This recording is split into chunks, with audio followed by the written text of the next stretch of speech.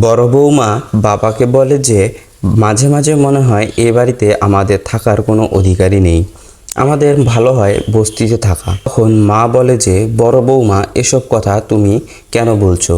তোমাকে কেউ বলেছে যে তুমি মেজো খোকার বোঝা হয়ে গেছো? তখন মা বলে যে ও হয়তোবা মাঝে মাঝে একটু রেগে যায়, কিন্তু ওর মনটা অনেক ভালো।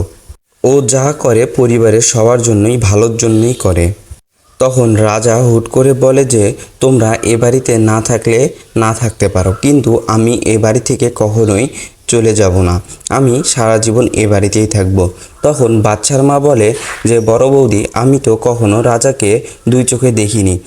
বাচ্চাকে যেভাবে দেখেছি রাজাকেও ঠিক সেভাবেই দেখেছি।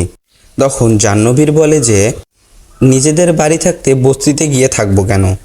তখন তখন দাদা বলে আমি তো কখনো ভাবিনি যে রাজা আমাদের ছেলে, আর তোমার কথা তো দূরের কথা। অন্যদিকে মিনি রোশনাইকে বলে যে এই রোশনাই, তুই তো আমাকে তোর বরের ছবি দেখালি না, আমাকে দেখা দেখা তোর বরটি কেমন। ও, বুঝতে পেরেছি, তুই এখনও ওদের উপর রাগ করে আছিস। তখন ওরা তোকে বকা দিল জন্যে তুই খুব রাগ করেছিস, তাই না? আগে তোকে সবাই কত ভালোবাসতো, আর এখন সবাই তোকে বকা দেয়। তারপর ওরা সবাই খেয়ে চলে গেলে দাদা এবং ছোটু ও রোশনাই সেখানে খেতে বসে। তখন রোশনাই দাঁড়িয়েছিল। ছোটু বলে যে কি হলো রোশনাই, তুমিও আমাদের সঙ্গে খেয়ে নাও। তখন রোশনাই ছোটুকে বলে যে না ছোটু, আমি খাবো না। তারপর বাচ্চা রোশনাইকে বলে যে খাবারটা খেয়ে নাও, নাহলে তুমি সিক হয়ে যাবে। তখন রোশনাই উচ্চস্বরে বলে যে না। তারপর বাড়ির সবাই আবার রোশনাইকে বকা দিতে থাকে। তারপর বাচ্চা গরিমাকে বলে যে দেখো গরিমা, আমি সব কিছু বুঝতে পারছি। আমি যদি তোমার জায়গায় থাকতাম তাহলে হয়তো আমি এর থেকেও বেশি রিয়্যাক্ট করতাম।